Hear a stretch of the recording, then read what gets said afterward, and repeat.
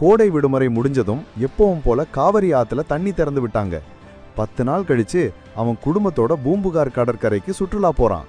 அலைகள்ல விளையாடிட்டு இருக்கும்போது ஒரு சிங்கத்தோட தலை பதிச்ச பழங்கால பதக்கத்தை அவன் பார்க்கறான்.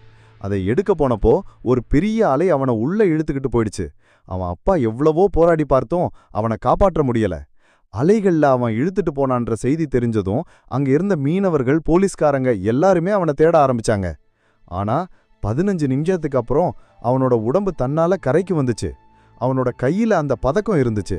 எல்லாரும் பதறி போய் அவனை பார்க்க ஓடி வந்தாங்க. ஆனா அவன் எழுந்திருச்சு உட்காந்து கையில இருந்த பதக்கத்தை பார்த்து சிரிச்சான். இதை பார்த்து அவங்க அப்பா அம்மாவும் அவனை ஆசையா அணைச்சிக்கிட்டாங்க. அந்த சின்ன பையனோட பேரு விதன். அவங்க அப்பா பாரதி. யாருமே வைக்காத ஒரு தமிழ் பேரை வைக்கணும்னு ஆசைப்பட்டு இந்த பேரை வச்சிருக்காரு. அவர் உண்மையான பேரு கல்யாணம். ஆனா அவருக்கு தமிழின் மேல இருந்த ஆர்வத்தால 10வது வயசுலேயே தன்னோட பேரை பாரதின்னு மாத்தி சட்டப்படி பதிவு செஞ்சிருக்காரு. விதனோட அம்மா பேரு ஷர்மிளா ஜான்.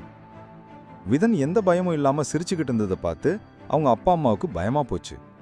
என்ன ஆச்சுன்னு தெரிஞ்சுக்கிறதுக்காக அவனை மருத்துவமனைக்கு கூட்டிட்டு போனாங்க. அவன் கையில இருந்த பதக்கத்தை விடவே இல்லை.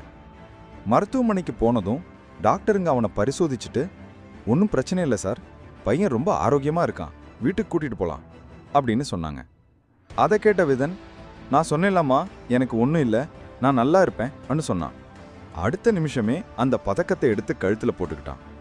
என்னப்பா இது புதுசா இருக்கு, எங்க கிடைச்சது அண்ணா அவங்க அப்பா கேட்டதும், இது கடல்ல கிடைச்சதுப்பா, இதை எடுக்க போனப்போதான் தண்ணியில முழுகிட்டேன் சொன்னான். புதுசா இருக்கிற பொருளை கழுத்துல போடக்கூடாது, அதை கழட்டு முதல்ல